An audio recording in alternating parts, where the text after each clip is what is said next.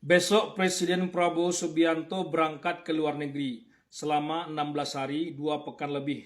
Sebelum berangkat, kemarin Presiden Prabowo mengumpulkan para menterinya.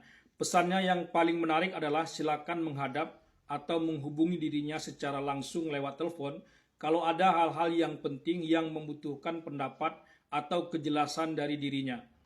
Jangan ragu-ragu kalau ada masalah apapun.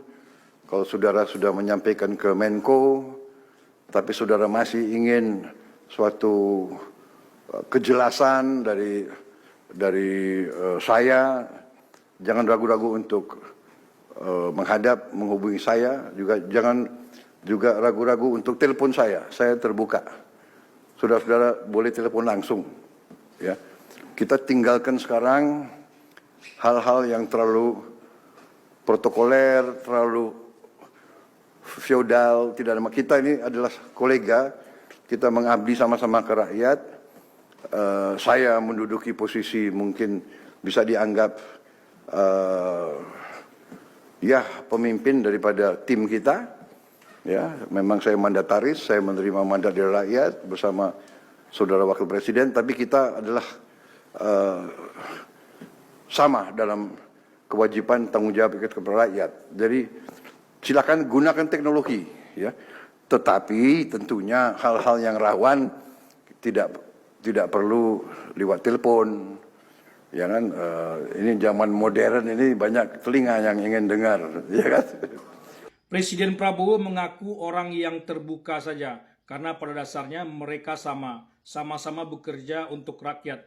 Kita ini satu kolega atau satu tim, dan kebetulan saya ditunjuk sebagai pemimpin dari tim ini, kata Presiden Prabowo. Kita tinggalkan segala hal-hal yang terlalu protokoler, terlalu feodal, tapi kalau ada hal-hal yang rawan, janganlah lewat telepon, karena banyak telinga yang ingin mendengarkan pembicaraan kita, tambah Presiden Prabowo sambil sedikit tersenyum.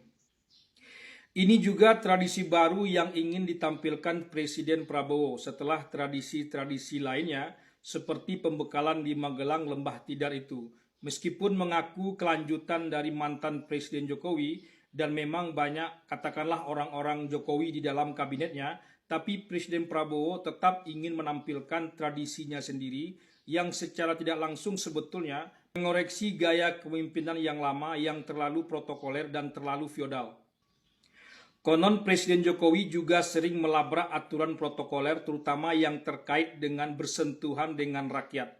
Citra merakyat seorang Jokowi seperti tak bisa ditawar-tawar lagi. Tapi agaknya Presiden Prabowo tak hanya dengan rakyat, melainkan juga dengan sesama para menterinya. Ia ingin sekali bekerja secara tim dan bersama-sama tanpa ada sekat-sekat. Ini perbedaan yang efeknya akan sangat besar. Pembekalan di Lembah Tidar itu bukti bahwa ia ingin melebur dengan anggota kabinetnya sendiri. Presiden Prabowo tak ingin membuat jarak dengan anggota kabinetnya. Sejauh ini belum ada pidato-pidato Presiden Prabowo yang meleset. Misalnya seperti anekdot dulu, katakan tidak pada korupsi menjadi katakan tidak pada hal korupsi. Kita juga tak berharap sampai nanti masa kepemimpinan beliau berakhir ada yang kontradiktif sehingga akan menjadi olok-olokan dan memupus harapan kita semua akan kemajuan di masa depan, termasuk soal protokoler dan budaya feodal yang begitu kuat di tengah masyarakat kita. Kalau presidennya saja sudah mengikis budaya feodal itu, apa pula alasannya seorang lurah kepala desa masih menganut budaya feodal itu? Lurah tak akan lagi sulit ditemui sebagaimana biasanya, begitulah. Pesan-pesan dari Presiden Prabowo terlalu jelas tanpa ada multitafsir. Kalau masih ditafsirkan lain, maka lambat laun akan mudah ketahuan justru dari dalam kekuasaan itu sendiri. Agaknya masalah terbesar kita ada di dalam kekuasaan itu sendiri, bukan di luar.